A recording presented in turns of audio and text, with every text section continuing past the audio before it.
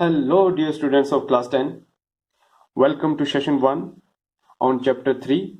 The name of the chapter is Pair of Linear Equation in Two Variables. Dear students, the chapter is new to you, but the topic is old one. We have already studied about linear equation in two variables in class 9 in chapter 4. The new thing is only one word, that is pair.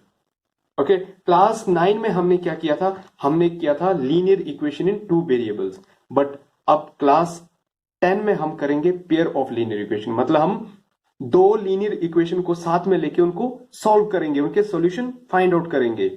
तो पहले देख लेते हैं हम कि इस पूरे chapter में हमें क्या करना है और कितने टॉपिक है और किस सेशन में कौन सा टॉपिक कवर करेंगे। ठीक है, तो हमारे पास जो सबसे फर्स्ट हमारा सेशन रहेगा वो definition of system of linear equation in two variable रहेगा। ठीक है, अब सिस्टम वर्ड क्यों दिया ये आपको आगे पता लग जाएगा। ठीक है, और सेकंड रहेगा solving of pair of linear equation by graphical method. ठीक है, तो ये फर्स्ट और ये सेकंड का ए पार्ट ये आज हमारा इस सेशन में फर्स्ट सेशन में हम कवर करने वाले हैं। ठीक है, उसके बाद हमारा सेकंड जो सेशन रहेगा वो रहेगा एल्जेब्राइक मेथड से हम लीनियर इक्वेशन के सॉल्यूशन कैसे फाइंड आउट कर सकते हैं। तो एल्जेब्राइक मेथड्स में हमारे पास यहाँ पे तीन मेथड है, एक है सब्स्टिट्यूशन मेथड, दूसरा एलिमिनेशन मेथड, तीसरा है क्रॉस मल्टीप्लिकेशन मेथड। तो देखो हर एक मेथड पे बेस्ड हमारी एक्सरसाइज है, जैसे ग्राफिकल मेथड पे बेस्ड हमारी दो एक्सरसाइज है, दैट इज 2.1 एंड 3.1 एंड 3.2। ठीक है, सब्स्टिट्यूशन मेथड पे बेस्ड हमारी 3.3 एक्सरसाइज है, एलिमिनेशन पे बेस्ड हमारी 3.4 एक्सरसाइज है और क्रॉस मल्टीप्लिकेशन पे बेस्ड हमारी 3.5 है। तो हर एक सेशन में हम ये इन सभी मेथड को कवर करेंगे और एक्सरसाइज को सॉल्व करेंगे। और जो लास्ट टॉपिक हमारा रहेगा वो बिल्कुल अलग सा टॉपिक है, that is equation reducible to pair of linear equation in two variable. ऐसी इक्वेशन जो लीनियर इक्वेशन की तरह नहीं है ना, जनरल फॉर्म नहीं है, बट हम उनको किसी ना किसी तरीके से किस में चेंज करेंगे, लीनियर इक्वेशन में चेंज करेंगे। तो उसमें क्या करेंगे, हम कुछ सब्स्टिट्यूशन करेंगे, कुछ पुट करके वैल्यूज को उनको जनरल फॉर्म बनाने की कोशिश करेंगे। तो इस पे बेस्ड हमारी एक्सरसाइज 3.6 है। ये जस्ट ओवरव्यू है, डोंट वरी। अब हम आते हैं अपने फर्स्ट सेशन पे। तो फर्स्ट सेशन हमारा है definition of system of linear equation two variable और ग्राफिकल मेथड। वैसे तो आप सभी फैमिलियर है लीनियर इक्वेशन से, पर फिर भी किसी को लगता है तो हम थोड़ा सा रिवाइज कर लेते हैं कि क्या थी लीनियर इक्वेशन। ठीक है, हमने क्लास 8 में पढ़ा था linear equation in one variable. हमने पढ़ा था कि जो ax plus B is equal to 0 है ना, इस फॉर्म में जितनी भी हमारी इक्वेशन आती है हम उनको बोलते हैं linear equation in one variable. One variable क्यों, क्योंकि यहाँ पे वेरिएबल सिर्फ एक है x, और a और b क्या है, कॉन्स्टेंट्स है ना। a को हम क्या बोलते हैं, कोफिशिएंट ऑफ x, और b को बोलते हैं हम कोई भी कांस्टेंट है ये। ठीक है, अब लीनियर क्यों है, क्योंकि इसकी डिग्री क्या है, 1 है। सो ये इसको बोलेंगे हम linear equation in one variable. Linear equation है ये, डिग्री 1 है, डिग्री ने बताया कि लीनियर है, और x सिर्फ एक ही है। ठीक है, यहाँ पे y नहीं है, मतलब वेरिएबल एक ही है, तो हम बोलेंगे linear equation in one variable. Okay, अब क्लास 9 में हमने पढ़ा था। ठीक है, क्लास 9 में पढ़ा था हमने ax plus B Y plus C is equal to 0 है ना। चैप्टर 4 था linear equation in two variable. तो ये लीनियर इक्वेशन क्यों है, क्योंकि यहाँ पे वेरिएबल कौन कौन से है, x वेरिएबल है, y वेरिएबल है, x की डिग्री 1 है, y की भी डिग्री 1 है। तो हाईएस्ट पावर ऑफ वेरिएबल क्या बोलते हैं, उसको डिग्री बोलते हैं। तो डिग्री क्या है इसमें, 1 है, तो हम बोलेंगे ये लीनियर इक्वेशन है। डिग्री ने हमें बताया कि ये लीनियर इक्वेशन है। और वेरिएबल कितने हैं, दो वेरिएबल है, x और y, तो हम बोलेंगे linear equation in two variable, variables दो है ना, तो प्लूरल वेरिएबल्स। अब बात आती है कि पेयर, पेयर का क्या मतलब है, पेयर का मतलब है यहाँ पे कितनी है, एक है, और पेयर में आएगा 2। तो डिस्टिंक्शन हमें देनी पड़ेगी। अब अगर मैं ऐसे लिख दूं a x plus B Y plus C is equal to zero, और दूसरी भी मैं लिख लूं a x plus B Y plus C is equal to zero, pair तो है ये, है ना, पर डिस्टिंक्शन कहाँ आई इसमें? ये तो इक्वली सेम चीज होगी ये, तो इसमें डिस्टिंक्शन हमें कोफिशिएंट्स में देनी पड़ेगी। ये A1, ये B1, ये C1, और नीचे A2, B2, C2। अब देखो यहाँ पे डिस्टिंक्शन आ गई ना, ये अलग है और ये अलग है, दोनों डिफ्रेंशिएट हो रहे हैं, तो हम इसको बोलते हैं pairs of linear equation in two variables. ठीक है, इसको बोलते हैं हम, और हम बोल देते हैं या फिर सिस्टम ऑफ, इसको इस पूरे ये सिस्टम है ना, इसको बोलते हैं हम सिस्टम ऑफ लीनियर इक्वेशन। ठीक है, आप बोल देते हैं हम system of linear equation, system of linear equation in two variables. बात क्लियर है? तो बस आज हम इस पे, मतलब आज क्या, इस पूरे चैप्टर में हम इसी चीज के इर्द गिर्द घूमेंगे। ठीक है, जहां पे दो इक्वेशन होंगी, हमें बताना है कि ये इक्वेशन, इसके सॉल्यूशन है या नहीं है, अगर है तो सॉल्व करो, ग्राफिकल से फाइंड आउट करो या फिर अलजेब्राइक के किसी भी मेथड से सॉल्व करो। तो ये हमारा आज का काम रहेगा। तो डेफिनेशन लिख लेते हैं हम, तो डेफिनेशन आप नोट कर लेंगे। ठीक है, the general form of pair of linear equation in two variable is, तो जनरल फॉर्म हमारी है a1x plus b1y plus c1 is equal to 0 and a2x plus b2y plus c2 is equal to 0। तो ये हमारी बन गई pair of linear equation, या हम बोल सकते हैं system of linear equation in two variables. अब यहाँ पे हमें बताना पड़ेगा कि ये a1 a2 एक्सेट्राज क्या है ये। ठीक है, तो हम यहाँ पे लिख दिया हमने कि ये a1 है ना, a1 a2 b1 b2 c1 c2, ये क्या है? रियल नंबर्स है। मतलब यहाँ पे हम कुछ भी natural number, whole number, integer और you can say rational number. ठीक है, तो रियल नंबर की फैमिली में जो भी इस सेट में जो भी नंबर्स आते हैं उनको हम क्या कर सकते हैं, यहाँ पे ये हो सकते हैं। ठीक है, इनकी वैल्यूज हम सब्स्टिट्यूट इतना कर सकते हैं। और एक दूसरी कंडीशन ये है कि a1 का स्क्वायर प्लस b1 का स्क्वायर ये नॉन जीरो आना चाहिए। ठीक है, ये जीरो नहीं होना चाहिए। और ऐसे ही यहाँ पे a2 और a2 square plus b2 square square का सम क्या होना चाहिए? ये भी नॉन जीरो होना चाहिए। तो ये हमारी, अगर आपको आता है कि डिफाइन, या ऐसे क्वेश्चन आ सकता है कि right the statement of linear equation in pair of linear equation two variable, तो हम इस तरह से इसको दिखा सकते हैं। या हम आपको आ सकता है राइट द जनरल फॉर्म, तो this is called as a general form of pair of linear equation in two variables. तो अब हम अपना नेक्स्ट आते हैं solving of pair of linear equation पे। ठीक है, जो कि हम सॉल्व करेंगे ग्राफिकल मेथड से। को पॉज करके आप इस डेफिनेशन को लिख सकते हैं। तो देखो, ग्राफिकल मेथड से अगर हम पेयर ऑफ लीनियर इक्वेशन को सॉल्व कर रहे हैं तो हमें कुछ एक चीजों का पहले उसको समझना पड़ेगा। ठीक है, हमारे पास पेयर ऑफ लीनियर इक्वेशन दिया हुआ, मान लो a1x plus v1y plus c1 is equal to 0, एक लीनियर इक्वेशन है। एंड सेकंड है a2x plus b2y plus c2 is equal to 0, दो लीनियर इक्वेशन है, मतलब पेयर ऑफ लीनियर इक्वेशन है। अब या तो इसका सॉल्यूशन हो सकता है या नहीं हो सकता है। हाँ, ये दोनों ही केस होंगे, या तो इन दोनों लीनियर इक्वेशन का सॉल्यूशन होगा या सॉल्यूशन नहीं होगा। सॉल्यूशन का क्या मतलब है, इसको भी देख लो, रिवाइज कर लेते हैं कि क्या मतलब होता है लीनियर इक्वेशन का सॉल्यूशन। तो linear equation in one variable हम लेते हैं 3x plus 2 is equal to 0, class 8 में हमने पढ़ा था। अब x की ऐसी वैल्यू हम यहाँ पे पुट करेंगे कि ये left hand side right hand side के बराबर बन जाए। राइट हैंड साइड तो 0 है, तो हमें इसको 0 बनाना है ना। तो कैसे बनाते हैं हम?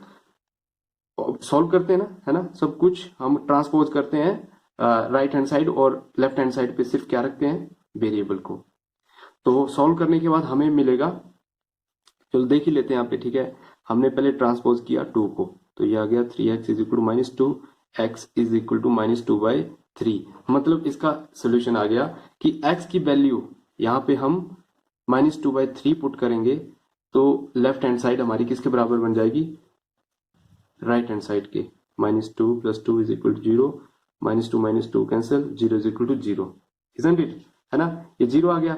इट मीन ये -2/3 इस इक्वेशन का क्या है, सॉल्यूशन है। Linear equation in one variable है ना। तो इसके कितने सॉल्यूशन हो सकते हैं, सिर्फ एक ही वैल्यू है x की, है ना। -2/3 सिर्फ एक ही वैल्यू है जो आप यहाँ पे पुट करोगे तो ये पूरे का पूरा क्या बन जाएगा, 0 बन जाएगा, और कोई वैल्यू नहीं है। इट मीन हम बोल सकते हैं कि linear equation in one variable का कितना सॉल्यूशन होता है, वन सॉल्यूशन होता है, सिर्फ वन सॉल्यूशन होता है। Linear equation in one variable का एक सॉल्यूशन है। अब linear equation in two variable लेते हैं, है ना। से हम ले रहे हैं x + 2y + 5 is equal to 0। Class 9 में हमने पढ़ा था। तो यहाँ पे x और y की ऐसी वैल्यू पुट करो जो क्या बना दे, इसको पूरा 0 बना दे, है ना।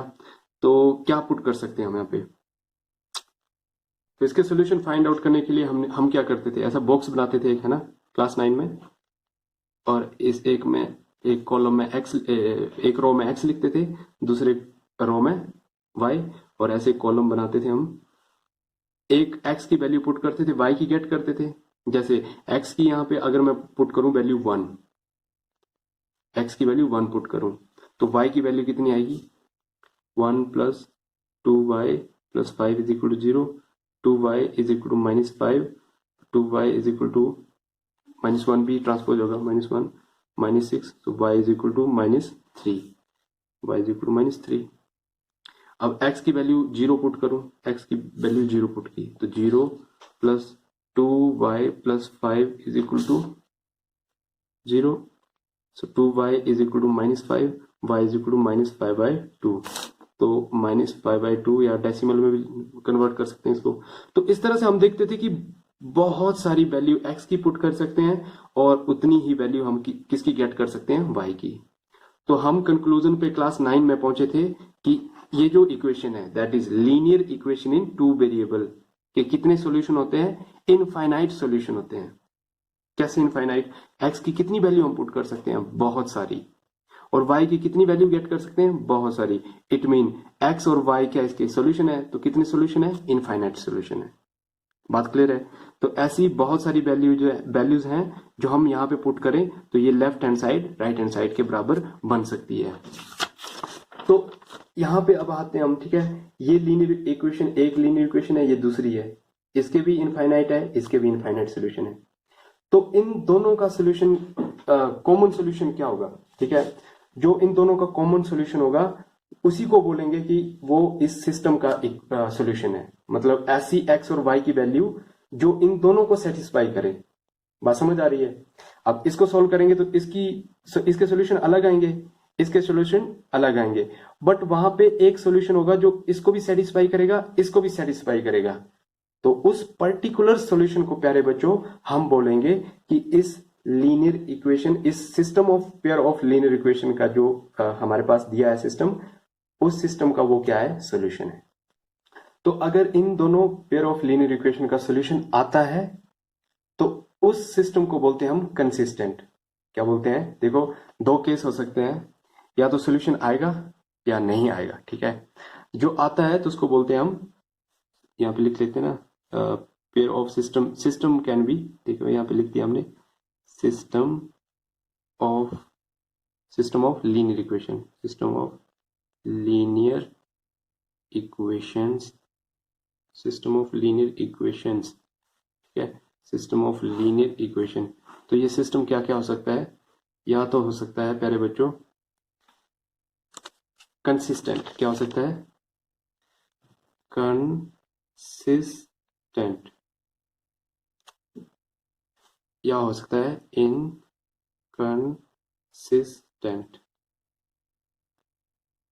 कंसिस्टेंट का क्या मतलब है, इसमें सॉल्यूशन होंगे उसके, और इसमें सॉल्यूशन नहीं होगा, ठीक है। इसको भी हम लिख देते हैं कि ये क्या होगा, solution exist, solution exist, solution does not exist। इसमें सॉल्यूशन एग्जिस्ट करता है और सॉल्यूशन एग्जिस्ट नहीं करता है।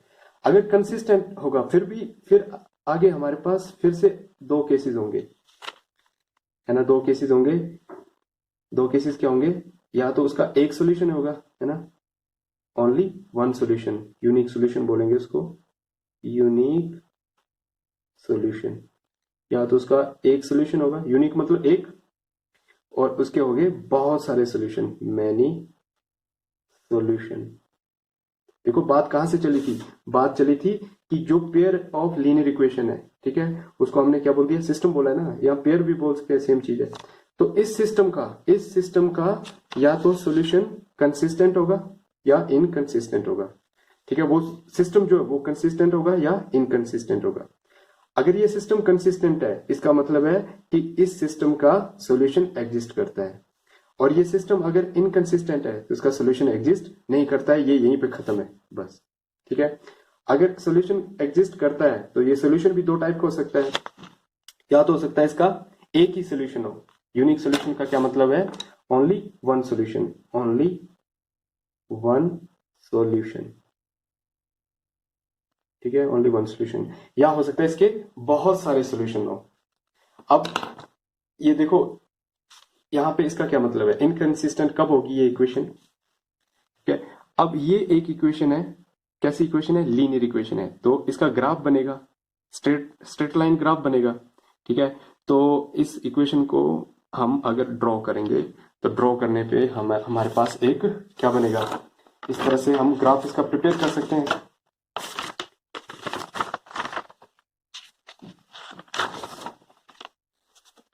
ठीक है, इस तरह से हम इसका ग्राफ प्रिपेयर कर सकते हैं।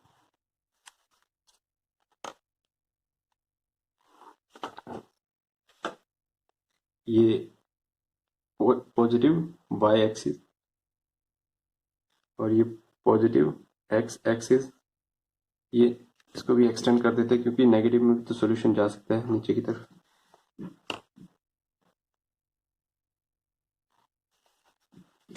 ये नेगेटिव x एक्सिस, ये नेगेटिव y एक्सिस और ये पॉजिटिव एक्सिस y एक्सिस है, ठीक है। तो अगर हम इक्वेशन को रिप्रेजेंट करेंगे ग्राफ पे तो कुछ इस तरह से इसका ग्राफ बनेगा। किसका बनाइए? ये मान लो इसको हमने दे दिया नाम L1, लाइन 1 और ये लाइन 2, स्ट्रेट लाइन ग्राफ बनेगा ना इसका। तो ये मान लो हमने ये ग्राफ प्लॉट कर दिया L1 के लिए, ये L1 है, ठीक है। अब L2 के लिए हमने ग्राफ शो किया तो वो किसी तरह से भी बन सकता है, ठीक है। लेट्स सपोज वो बन गया इस तरह से,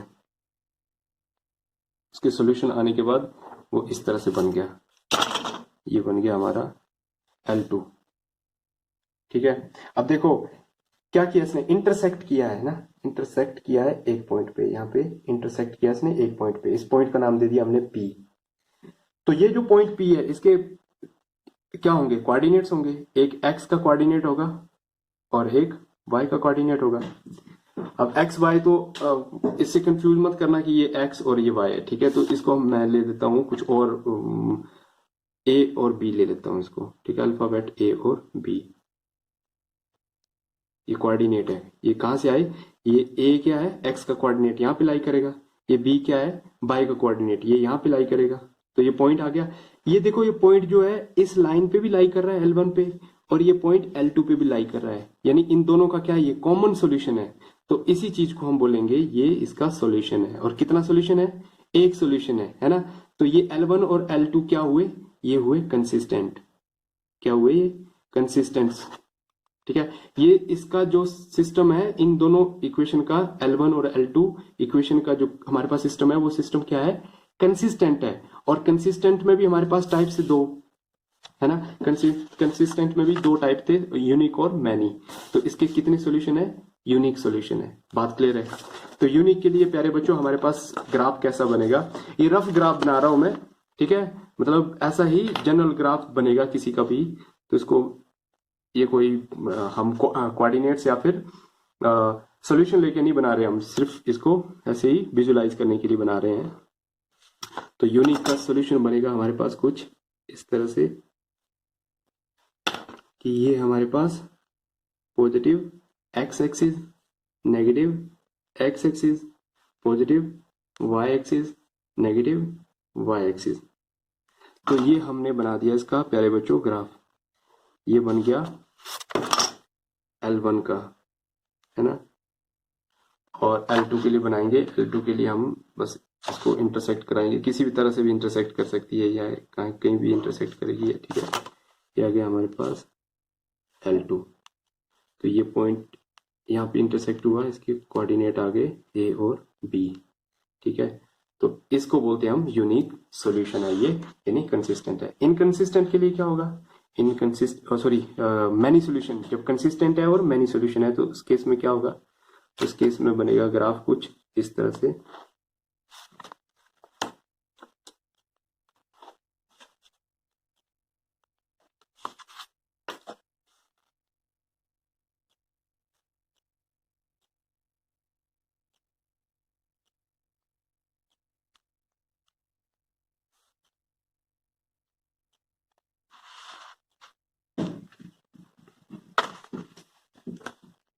मैनी सॉल्यूशन में होगा ये L1,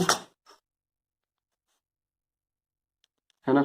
अब मैनी सॉल्यूशन है, बहुत सारे सॉल्यूशन है, तो इस केस में एक के ऊपर दूसरी लाइन कोइंसाइड करेगी, ठीक है। अब कोइंसाइड कर रही है, दिखेगी तो नहीं, तो उसको दिखाने के लिए हम क्या करेंगे, यहाँ पे भी इस तरह से एरो शो करेंगे कि ये जो है ये L1 है और ये क्या है, ये L2 है, और ये क्या कर रही है, एक के ऊपर एक लाई कर रही है। तो इस केस को बोलते हैं हम कोइंसाइड कर रही है, ये क्या कर रही है, कोइंसिडेंट लाइंस, ठीक है।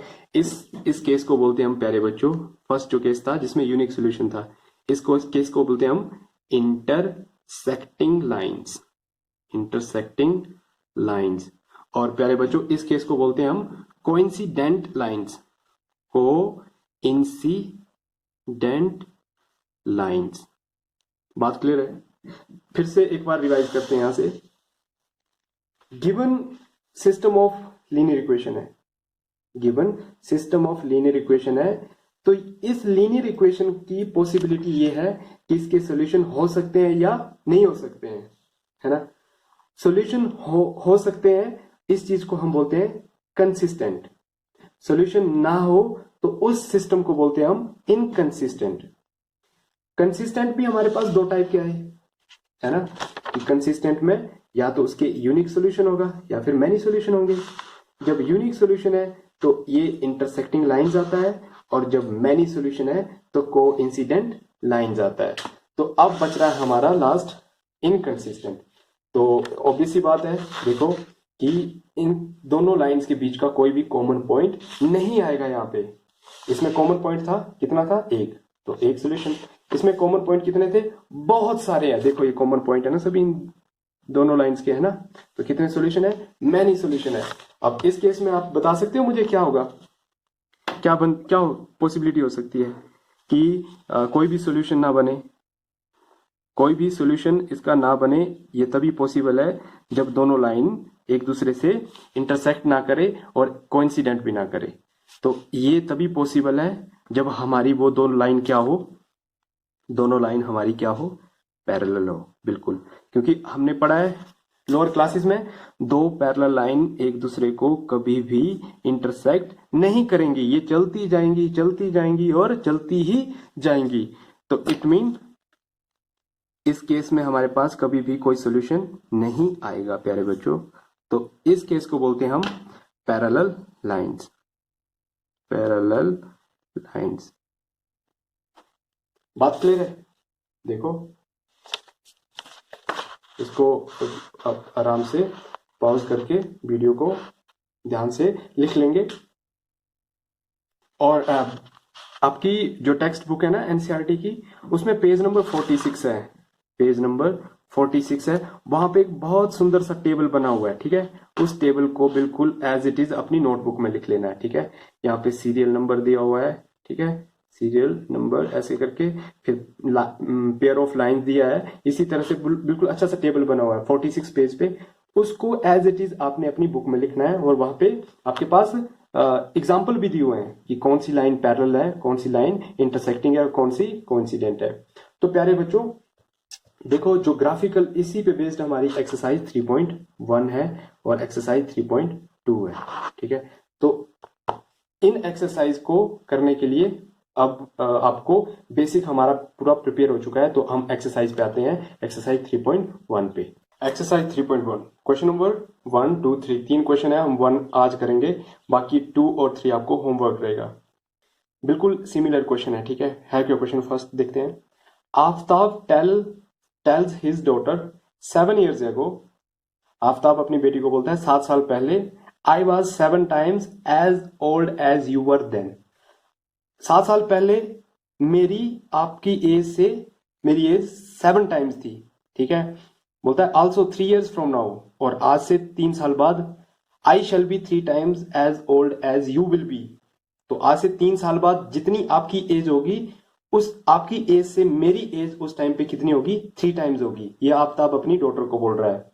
तो देखो इस तरह की ये जो हमारे पास स्टेटमेंट है, इस स्टेटमेंट को हमें रिप्रेजेंट करना है कैसे, एल्जिब्राइकली एंड ग्राफिकली। तो एल्जिब्राइकली हमें दिखाने के लिए, मतलब एल्जिब्राइकली मतलब हुआ कि वेरिएबल और कांस्टेंट और सम ऑपरेटर्स।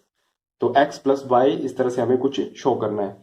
तो इसमें हमें क्या करना पड़ेगा, हमें सपोज करना पड़ेगा, है ना, कुछ वेरिएबल, आफ्ताब की एज को कुछ वेरिएबल देना पड़ेगा और उसकी बेटी की एज को कुछ वेरिएबल देना पड़ेगा। तो जो भी इस तरह के क्वेश्चन में हम कंपैरिजन करते हैं वो हम प्रेजेंट से करते हैं, है ना, किससे करते हैं, प्रेजेंट से। तो हम यहाँ पे सपोज करेंगे, क्या करेंगे, let present age of Aftab की प्रेजेंट एज कितनी है, बी एक्स ईयर्स। कितनी है, एक्स ईयर्स है। तो बेटी की कितनी होगी, एंड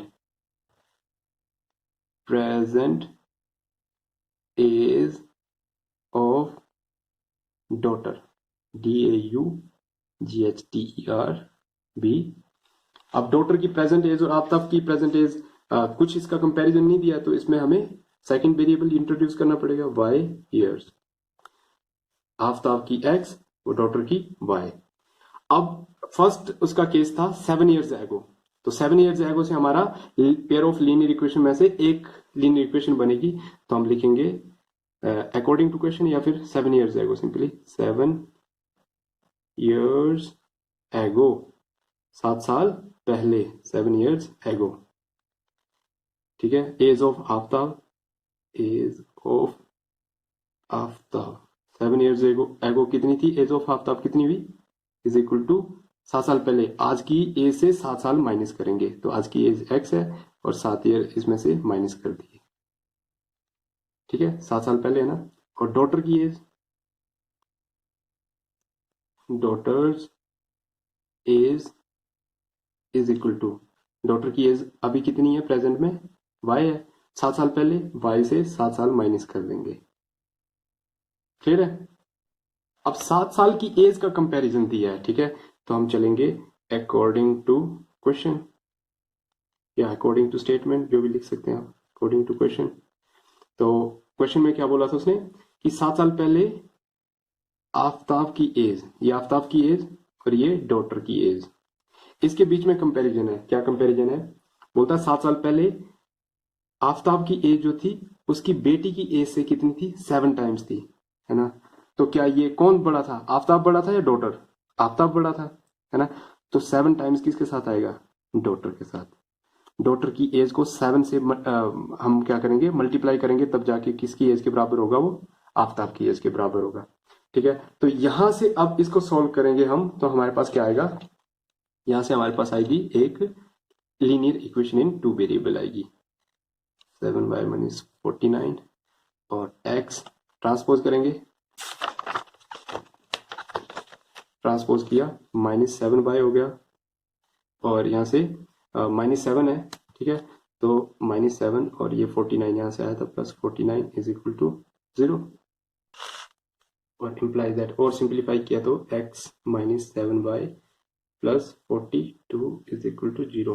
तो देखो बन गई, ये लीनियर इक्वेशन है और टू वेरिएबल में इस इक्वेशन को दे दिया हमने इक्वेशन 1। अब एक कंडीशन थी 7 ईयर्स एगो की, उससे एक इक्वेशन आ गई। दूसरी कंडीशन थी आज से कितना 3 टाइम, आज से 3 इयर्स फ्रॉम नाउ। तो हम लिखेंगे 7 ईयर्स एगो था, तो यहाँ पे 3 हम वर्ड्स में लिखेंगे आफ्टर 3 इयर्स। तो हम लिखेंगे आफ्टर 3 years, आफ्टर 3 years। तो आज से 3 साल बाद age of Aftab, age of Aftab कितनी होगी? करंट एज कितनी है? प्रेजेंट एज एक्स है। तो आज से 3 साल बाद एक्स में 3 साल ऐड कर देंगे हम। और age of daughter, age of daughter में करंट थी उसकी वाई, और वाई में 3 साल ऐड कर देंगे। ठीक है, अब इस 3 साल बाद की एज का भी इसने कंपैरिजन कर रखा है। तो फिर से अकॉर्डिंग टू क्वेश्चन या अकॉर्डिंग टू स्टेटमेंट, तो बोलता है 3 साल पहले फिर आफ्ताब की एज ली, 3 साल बाद की, और 3 साल बाद की डॉटर की एज ली। तो एज तो आफ्ताब की ज्यादा रहेगी। तो 3 साल बाद बोलता है आफ्ताब की एज डॉटर की एज की कितनी होगी? 3 टाइम्स होगी। तो 3 यहां पे लगेगा। क्लियर है? इसको रीअरेंज करेंगे तो हमारे पास ये बन जाएगा x minus 3y minus 6 is equal to 0।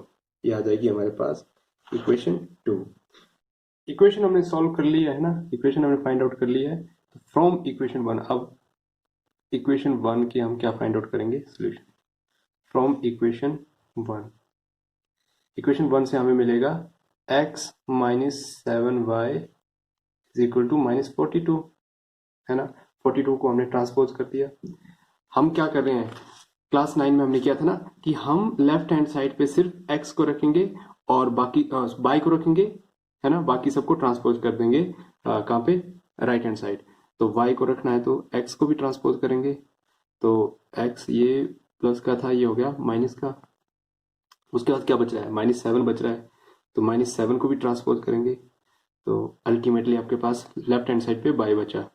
तो -42 माइनस एक्स, यहाँ पे मल्टीप्लीकेशन में था तो यहाँ पे डिवीजन में चला गया, पर ध्यान रखना है -7 था तो -7 भी जाएगा। बात क्लियर है? अब हम क्या करेंगे, अब हम बनाते हैं एक बॉक्स सा, याद है कुछ, है ना। इस बॉक्स में हम एक x की वैल्यू लिखते हैं और एक y की वैल्यू लिखते हैं।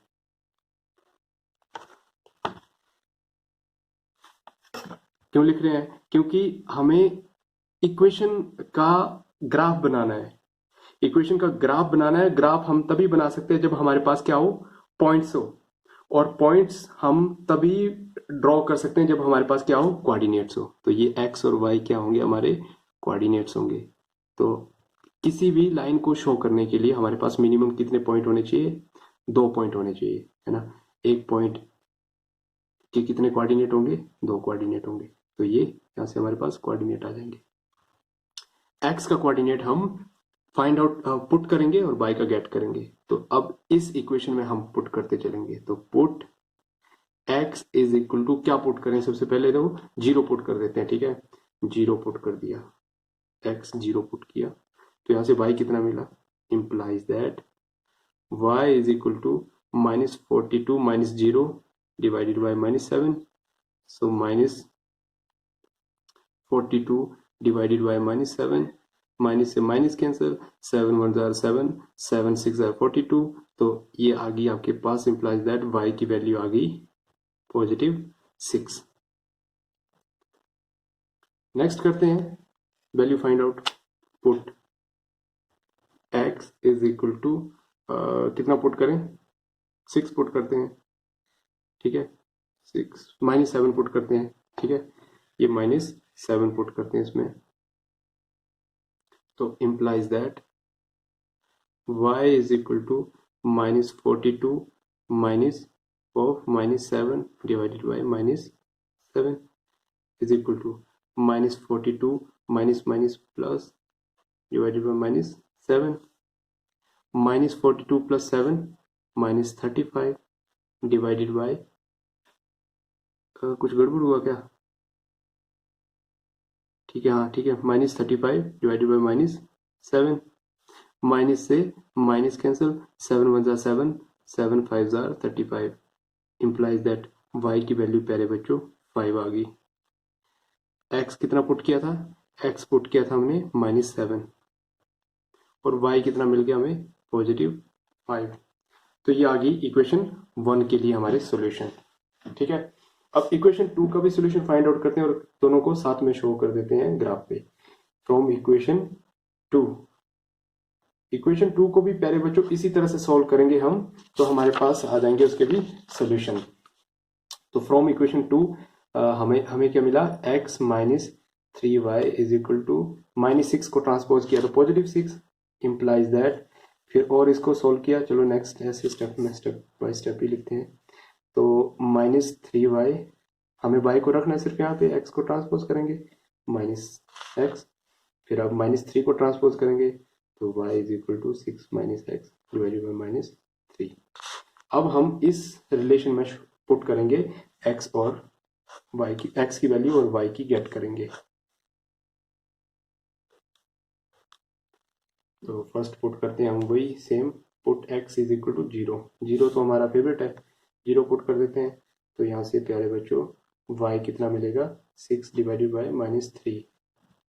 सो ये मिला हमें y इज इक्वल टू 2 और साथ में ये -2, ये -2। नेक्स्ट वैल्यू शो करते हैं, put x is equal to 6 put करते हैं, 6 पुट करने से 0 बन जाएगा। y is equal to 6 minus 6 divided by -3, 0 divided by -3, 0 divided by anything is 0, so implies that y is equal to 0। तो x is equal to 6 पे, x is equal to 6 पे y is equal to आ गया 0। तो हमारे पास आ चुके हैं क्या? Solution. अब इन सोल्यूशन को क्या करेंगे हम? ग्राफ पे शो। तो ग्राफ पे शो करने के लिए हमें एक ग्राफ पेपर चाहिए, ठीक है, होना चाहिए आपके पास ग्राफ पेपर और ज्योमेट्री बॉक्स। ज्योमेट्री बॉक्स में हमें एक स्केल चाहिए मेन और एक पेंसिल। तो बनाएंगे हम इस पे अपना कार्टेशियन प्लेन, एक्स एक्सिस, और हमारी शो करेंगे हम क्या? बिल्कुल मिडल में बनाएंगे अपना ग्राफ हम वाई एक्सिस, क्योंकि इसमें नेगेटिव वैल्यूज भी हैं पॉजिटिव भी है, तो हम अपना ग्राफ जो है वो बिल्कुल सेंटर में बनाएंगे। तो प्यारे बच्चों ये हमारी आ गई पॉजिटिव एक्स एक्सिस, ठीक है, ये आ गया हमारा ओरिजिन, ये आ गई पॉजिटिव वाई एक्सिस, ये आ गई हमारी नेगेटिव एक्स एक्सिस, और यहाँ पे आ गया हमारा नेगेटिव वाई एक्सिस। तो जो डिवीजन है अब यहाँ पे जो स्केलिंग करेंगे इसकी ना, वो हम ध्यान में रखेंगे अपने कोऑर्डिनेट्स को। कोऑर्डिनेट्स यहाँ पे x का मैक्सिमम कोऑर्डिनेट कितना है?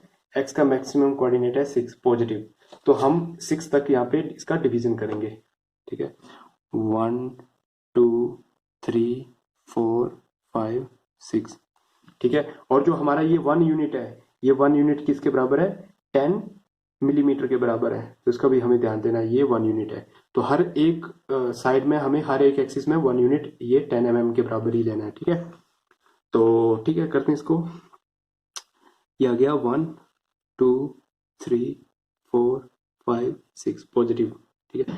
अब नेगेटिव एक्स एक्सिस में देखते हैं highest value. Negative x axis में, इसमें तो नेगेटिव में वैल्यू नहीं है, इसमें है -7। तो जो नेगेटिव एक्स एक्सिस है उसकी डिवीजन हम -7 तक करेंगे। तो प्यारे बच्चों ये -1 -2 -3 -4 -5 -6 -7।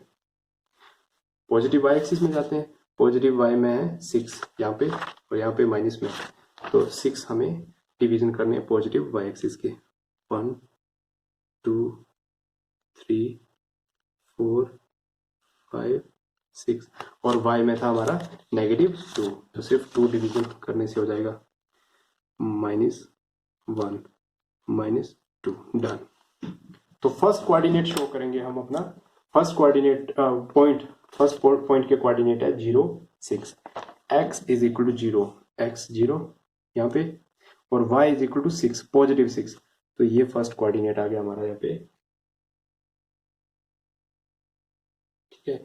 इसका नाम भी लिख सकते हैं हम, मान लो ये पॉइंट आ गया A और इसके कोऑर्डिनेट क्या है, पहले x का कोऑर्डिनेट लिखते हैं, x का है 0, y का है 6। सेकंड पॉइंट हम शो करते हैं, सेकंड में है x इज इक्वल टू कितना है प्यारे बच्चों, देखो अपनी नोटबुक में x है -7, तो हम जाएंगे यहाँ पे -7 पे, और y है यहाँ पे 5, पॉजिटिव 5, तो पॉजिटिव 5 ये आ गया हमारा पॉजिटिव 5। तो इसका नाम दे दिया हमने b, मान लो यहाँ पे x है -7 और y है 5, -7 5, ये आ गया। अब ये हमारा एक इक्वेशन की लाइन बन चुकी है, तो इस लाइन को हम क्या करते हैं, मिला देते हैं इसको, ठीक है। ये हमने ये मिला दिया, तो ये बन गई हमारी लाइन। कौन सी लाइन थी, इक्वेशन 1। तो इक्वेशन 1 की इक्वेशन क्या थी हमारी, ये थी x - 7y + 42 is equal to 0, equation 1। अब इक्वेशन 2 को हम शो करेंगे, तो इक्वेशन 2 के कोऑर्डिनेट से हम पॉइंट शो करते हैं। तो x is equal to 0, x equal to 0 पे -2 है y, तो ये आ गया हमारा पॉइंट, मान लो ये आ गया C, C के कोऑर्डिनेट हो गया हमारे x 0 y -2। अब नेक्स्ट पॉइंट है हमारा, next point x is equal to 6, positive 6, y is equal to 0, तो यहीं पे हमारा ये आ गया पॉइंट, मान लो ये D है, x कितना था 6 और y 0। तो इसको मीट कर देते हैं हम, मिला देते हैं, इसको ज्वाइन कर देते हैं, ये ज्वाइन किया हमने, ये इस तरह से ज्वाइन कर दिया, तो ये आ गई सेकंड इक्वेशन की लाइन। सेकंड इक्वेशन थी हमारे पास x - 3y - 6 is equal to 0। तो हमारा काम हो चुका है। अब हमें अगर देखो अब कैसा ग्राफ आया इसका, देखो इसका ग्राफ कैसा है, इस लाइन को अगर हम ऐसे लेके चलेंगे तो देखेंगे कि हमें ये पैरेलल आता है कि नहीं, ये पैरेलल आ रहा है क्या, पैरेलल आ रहा है, नहीं ये पैरेलल नहीं है। इट मीन ये कैसा है, ये कभी ना कभी यहाँ पे इंटरसेक्ट करेंगे, ये लाइन हम इसको एक्सटेंड करेंगे, इस तरह से एक्सटेंड करेंगे, इसको भी एक्सटेंड करेंगे, तो क्योंकि हमारा ग्राफ पेपर तो लिमिटेड है, बट अगर हम इसको शो करेंगे, आगे तक शो करेंगे, या हम अपने यहाँ पे कोऑर्डिनेट जो स्केलिंग थी ये छोटी कर देते, तो ये हमारा यहाँ पे कहीं ना कहीं मीट कर जाता। तो जहां पे वो इंटरसेक्ट करता एक दूसरे को, जहां पे ये लाइन इंटरसेक्ट करेंगी, वो इसका क्या होगा, सोल्यूशन होगा। बट ये हमें नहीं पूछा है इस क्वेश्चन में, हमें इस क्वेश्चन में सिर्फ इतना ही पूछा था कि show this statement by algebraically and graphically. तो ग्राफिकली हमने शो कर दिया, ऐसे नहीं पूछा था फाइंड द सॉल्यूशन, आगे क्वेश्चन में सॉल्यूशन भी फाइंड आउट करने के लिए देगा वो। तो प्यारे बच्चों देख लेते हैं एक बार फिर से क्वेश्चन को, क्या था, जो स्टेटमेंट दी है ना, उससे हमने अपने क्या लिए, वेरिएबल्स लिए। वेरिएबल्स में स्टेटमेंट के अकॉर्डिंग हमने कांस्टेंट ऐड किए, कांस्टेंट और वेरिएबल को हमने क्या किया, कंपेयर किया, कंपेयर करने के बाद इक्वेट करने के बाद हमारे पास इक्वेशन आ गई। इसी तरह से इक्वेशन सेकंड कंडीशन से सेकंड इक्वेशन आ गई। इक्वेशन के हमने क्या फाइंड आउट किए, इक्वेशन के हमने फाइंड आउट किए फिर सॉल्यूशन, सॉल्यूशन फाइंड आउट करने के बाद हमने क्या किया, ग्राफिकली इसको शो कर दिया, प्लॉट किया, और हमारा काम ओवर हो चुका है। तो प्यारे बच्चों क्वेश्चन नंबर 2 और 3 आपको होमवर्क है, नेक्स्ट टाइम हम अपना एक्सरसाइज 3.2 पे चलेंगे। तब तक के लिए as always God bless you.